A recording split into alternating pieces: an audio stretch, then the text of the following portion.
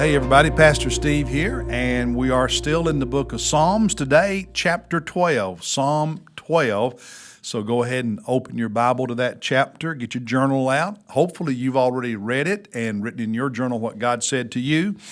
For me in this chapter, there were two things that stood out. One is how we talk, and the other is who we celebrate. Let's begin by looking at how we talk. Verses 2 through 4.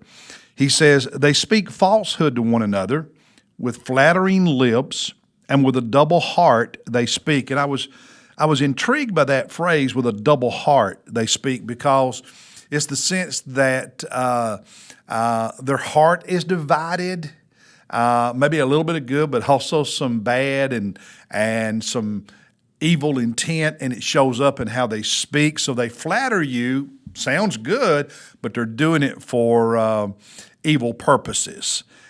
He goes on to say in verse 3, "May the Lord cut off all flattering lips, the tongue that speaks great things, who have said, with our tongue we will prevail, our lips are our own, who is Lord over us." In other words, nobody is Lord over their lips. They don't feel accountable to God or anyone else, so they say what they want to say because they know they can use their flattering speech, their ability to twist words and twist the truth to prevail, to win.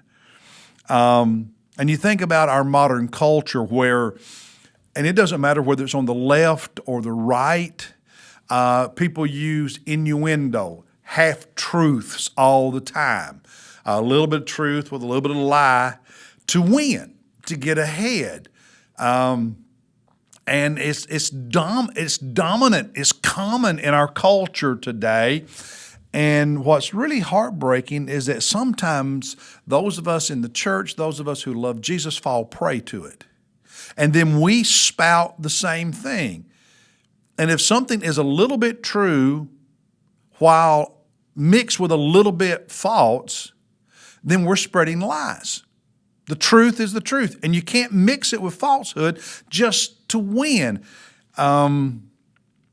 Contrast that with the way God speaks in verse 6. The words of the Lord are what? Pure. Pure words. Contrasted with the corrupt, half-true, half-false, manipulative words of those who don't speak like God.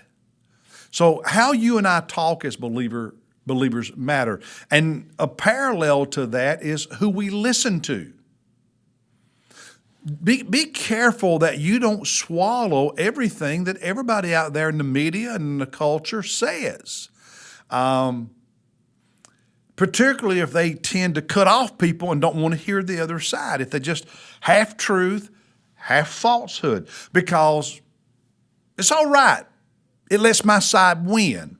But God, in His speech and in His word, is pure. Not some truth mixed with some falsehood.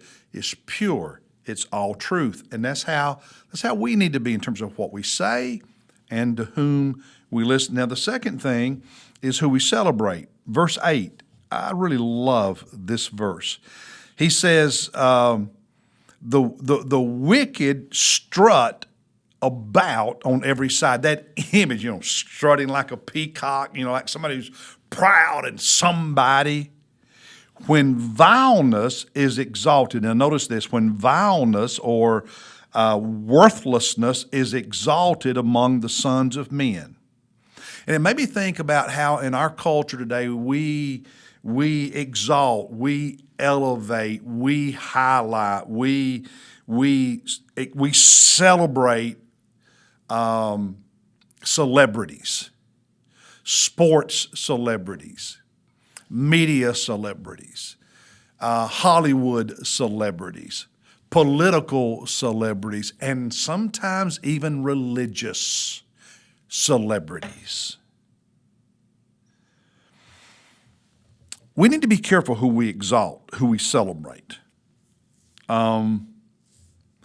Because when we do that, it emboldens the wicked. The reason they strut about is because we elevate them, we exalt them, we celebrate them as a culture. We see how, our culture at large in America does that. But brothers and sisters, be careful, because we can make the same mistake in the church, in the Christian world. We elevate somebody, and so whatever he or she says has to be true, and we don't question anything. And that's dangerous. Only God and His Word is pure. Don't elevate anybody to the point that you esteem to them the same authority, the same influence as you do God and His Word. I think the celebrity culture in America today is one of the most dangerous things we deal with. And unfortunately, it's corrupted the church a little bit, to be honest. And I think the mixing of truth with some falsehood is also a terrible thing in our culture. And sometimes we as a church, we as Christians, end up repeating that same mixture that the world produces. And it doesn't work. It doesn't honor God. I go back to what He said in verse 6, the words of the Lord are pure.